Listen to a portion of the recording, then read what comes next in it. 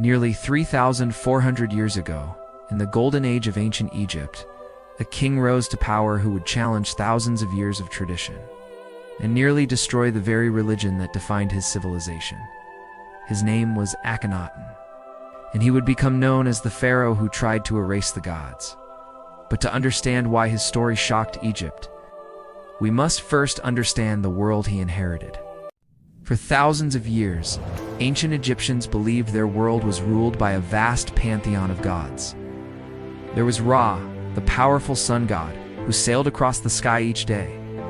There was Osiris, ruler of the underworld, and Isis, protector of the throne. But perhaps the most powerful of all was Ammon, whose priests controlled immense wealth and influence. Temples across Egypt honored these gods.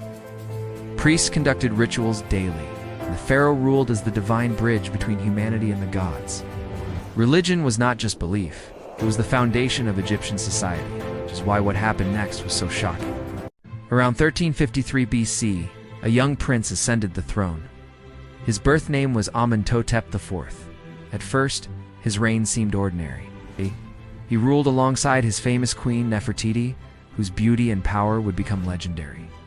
Temples flourished. Priests continued their rituals. Egypt remained prosperous. But deep within the young pharaoh's mind, something radical was forming, a belief that would soon shake Egypt to its core. Amenhotep IV became obsessed with a single god, not a traditional god with a human or animal form, but a glowing disk in the sky. The Aten. Unlike other Egyptian gods, Aten had no statue, no myth, and no temples filled with priests. Instead, Aten was simply the sun itself, radiating life to every corner of the world. And the pharaoh believed Aten was the one true god. Then something unprecedented happened. Amenhotep IV made a decision that no Egyptian ruler had ever dared before. He rejected the old gods, changed his name to Akhenaten, meaning effective for Aten. And then he began the greatest religious revolution in Egyptian history. Temples dedicated to traditional gods were closed, statues of gods were destroyed, names of deities were chiseled off monuments. Even the powerful priests of Ammon were stripped of their influence. Egypt, a civilization built on hundreds of gods, was suddenly being forced into something new, a kind of early monotheism.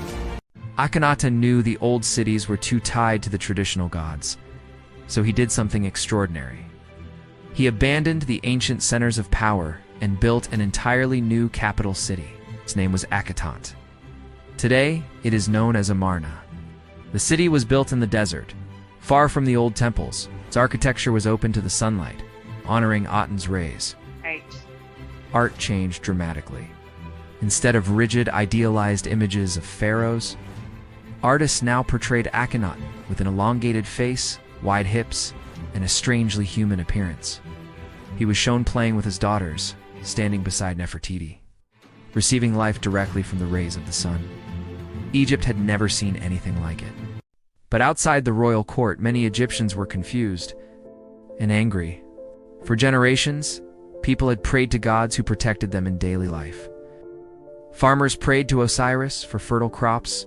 Sailors prayed to Ra for safe journeys. Families prayed to Isis for protection. Now those gods were forbidden. Worse still, Aten was distant. Unlike other gods, Aten could only truly be approached through the pharaoh himself. In essence, Akhenaten had placed himself as the sole intermediary between humanity and the divine, and that made many powerful enemies. While Akhenaten focused on religion and his new capital, something else was happening. Egypt's vast empire was beginning to weaken. Foreign territories that once obeyed the pharaoh started rebelling.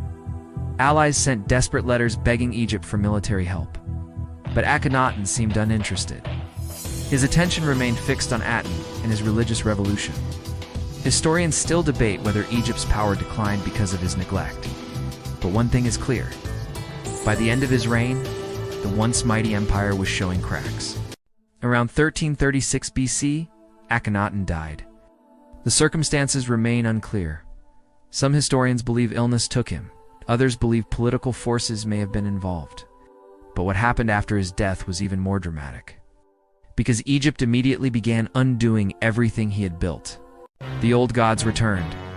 Temples reopened. Priests regained their power. The capital city of Akkadian was abandoned, when the pharaoh who tried to erase the gods was himself erased. His statues were smashed. His name was removed from king lists. His monuments were dismantled. It was as if Egypt was trying to delete him from history. Soon after, a young ruler ascended the throne. His name was Tutankhamun. But when he first became king, his name was Tutankhaten, honoring Aten.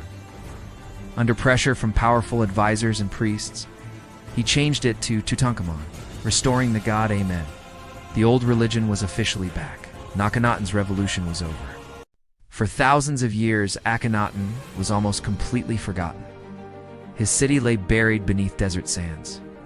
His name vanished from historical records, till modern archaeologists uncovered the ruins of Amarna. There they discovered letters, temples, and artworks revealing the story of the pharaoh who dared to challenge Egypt's gods. Today, historians sometimes call him the heretic king. Others see him as a visionary far ahead of his time. A man who may have attempted the world's first experiment with monotheism. Was Akhenaten a religious genius, a dangerous fanatic, or simply a king whose ideas came centuries too early? We may never know. But one thing is certain.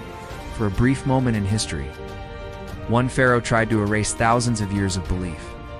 It nearly changed the course of religion forever.